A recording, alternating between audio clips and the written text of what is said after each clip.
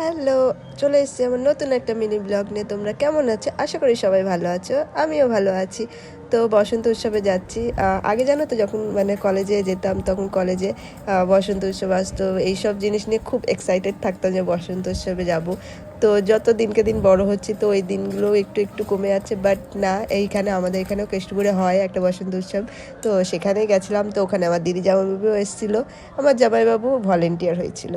তো স্বাভাবিক আমার দিদি জামাইয়ের মধ্যে থাকবেই। তো তারপরে আমার বন্ধুদের সাথে আমার দেখা হয়ে গেছিলো, এখানে কিছু একটা বিষয় নিয়ে হাসাহাসি চলছিল, জানি না কী বিষয় নিয়ে, ভুলে গেছি। তো যাই হোক, তারপরে একটু ফটো তুলে নিচ্ছিলাম। এখানে হচ্ছে এক সুন্দরী, এখানে হচ্ছে আরেক সুন্দরী, আর এখানে হচ্ছে আরও বিশ্ব সুন্দরী, আর এখানে আছে আমি। তো আমি নিজেকে আর কি বলবো। তো দেখো, এইখানে একে আর কিচ্ছু পারে না, শুধু একটা পোজ এরম দুটো আঙুল দিয়ে দাঁড়িয়ে পড়বে, ও আর কিচ্ছু পারে না। তো এইখানে আমরা রঙও মাখাচ্ছিলাম, সরি রঙ নয়, আবির। আমি রং মাখতে একদম পছন্দ করি না, আমি আবির মাখতেই পছন্দ করি, তাও না আমার বেশি না। মানে আমার এই আবির এত ঘষে ঘষে মাখা আমার এত পছন্দ হয় না, যখন কেউ মাখায় না খুব রেগে যায়। আর এখানে নাচ হচ্ছিলো, কিন্তু আমরা গেছি আবির খেলতে, কিন্তু আমরা নাচই দেখিনি, ওখানে যে ফাংশন হচ্ছিলো দেখিনি।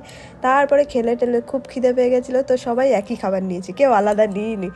ভেবেছিলাম কেউ আলাদা নেবে, তাদের থেকে একটু খাবো, বাট কেউই আলাদা নেয়নি, সবাই একই রকম নিয়েছে। আর সবাই একটু একটু করেই খায়। আমি ফার্স্ট টাইম পুরোটা খেয়ে নিয়েছি। বাহ! তারপরে খাওয়া দাওয়া করে এবার বাড়ি চলে যাচ্ছি। আজকের মতন টাটা, কালকে দেখা হবে, বাই।